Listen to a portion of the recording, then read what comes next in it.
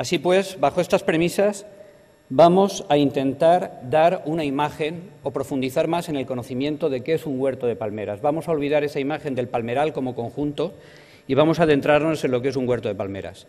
El huerto de palmeras, como tal, tiene un aspecto físico y un aspecto más autóctono, referido ya a su vida cotidiana.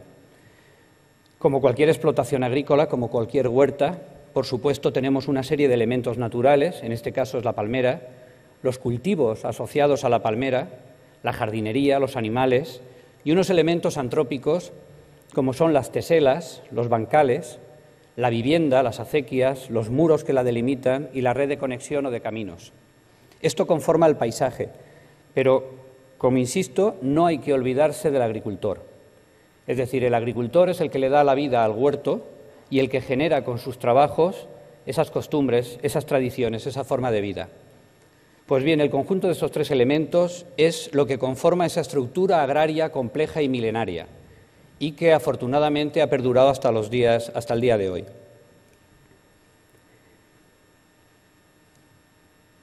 Analizaremos rápidamente, de una visión global, cuál es la creación del huerto, cuál es el proceso para la creación del huerto. Vemos que tiene un aspecto fundamental la ubicación del huerto, el que el agua llegue hasta él.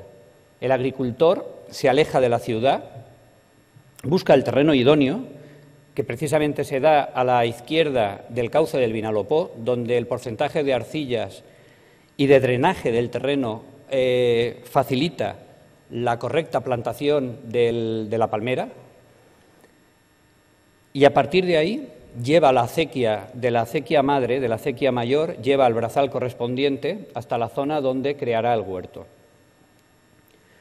Mediante una serie de canales, sería otro tema de exposición el riego tradicional del huerto, y estos partidores móviles que vemos en color en la foto de abajo, con un sistema complejo que, moviendo ese vástago de hierro, se regulaba perfectamente el caudal de agua. El vínculo entre la tierra y el agua era indisoluble. Estamos hablando desde el siglo XI. El agua de riego era y es un bien negociable. Se vendía cada día en pública subasta y había un riguroso turno de compraventa. Estaba siempre asociada al suelo. Y, curiosamente, y eso lo heredó también la tradición cristiana con la Reconquista, estaba primada el riego de los huertos. La parte del agua que llegaba a la ciudad, una parte iba al agua potable, otra al mantenimiento de la ciudad y la gran parte iba a los huertos. Un aspecto fundamental, aquí se ha tocado a nivel urbano, a nivel de la ciudad, el tema de las conexiones, de los viales.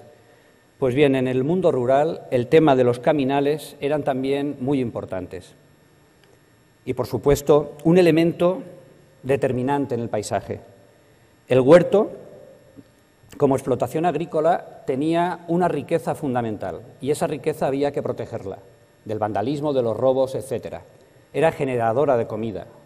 Entonces, dependiendo de la renta del propietario del huerto, a mayor renta se ejecutaban esos tapiales, esos muros que han significado y han aparecido en toda la serie de documentos artísticos, paisajísticos del pueblo.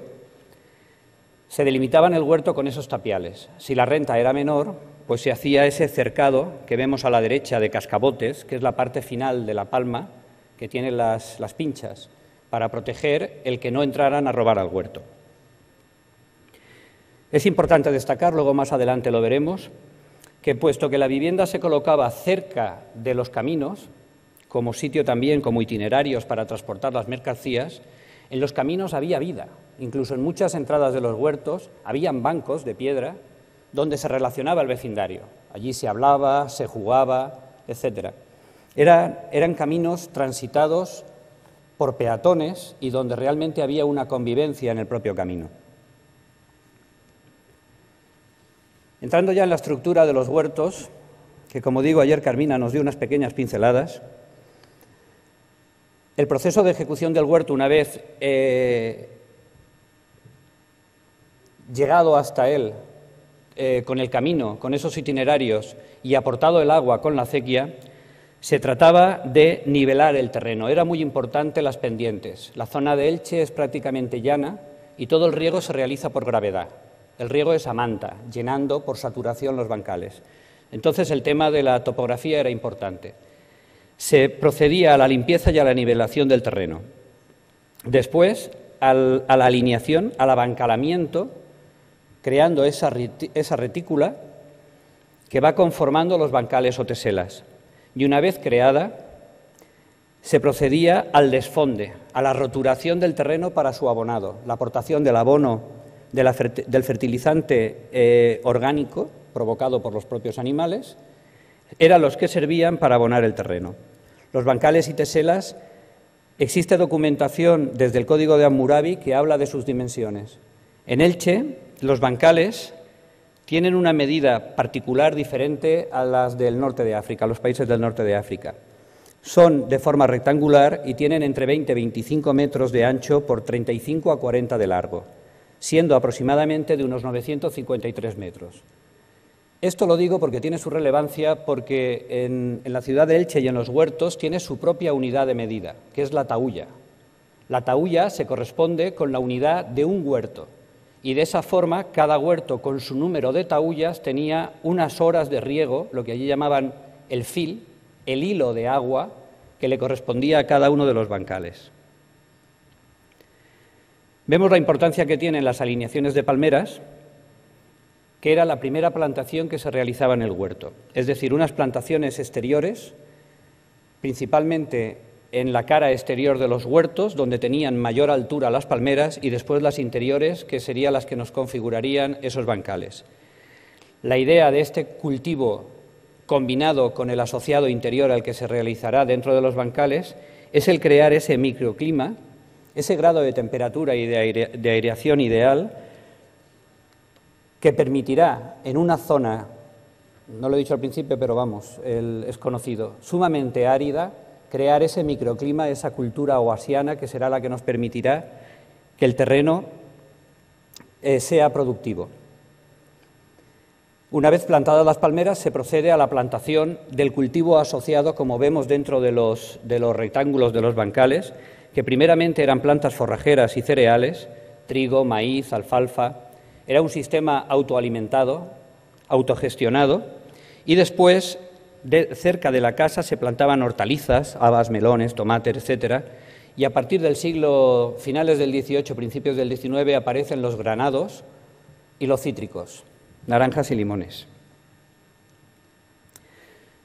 Podemos apreciar, con la referencia del catastro de principio de 1900, esa estructura bancalaria que se repite a lo largo de todos los terrenos que circundan la ciudad, con la formación de los bancales. La foto que tenemos de 1945 se ve que mantiene perfectamente todavía esa estructura bancalaria y quedan restos de los cultivos. Sin embargo, 60 años después, a raíz de la presión urbana y sobre todo, como veremos más adelante, de la pérdida de uso del campo, de la productividad del campo, hay una pérdida paisajística importante y, consecuentemente, una pérdida patrimonial. Estos son dos ejemplos más de cómo las nuevas actuaciones urbanas en la ciudad no consideran para nada la explotación agrícola, ya ha dejado de serlo. A partir de ahora veremos que en el interior de esos bancales ya no hay cultivo ninguno, estamos hablando de un espacio vacío, donde en la foto superior las alineaciones perimetrales se han regularizado, manda el viario, regulariza la estructura del huerto, y en la foto de abajo el no uso y la falta de rendimiento provoca que se vayan perdiendo esas alineaciones y poco a poco perdiendo la estructura del huerto.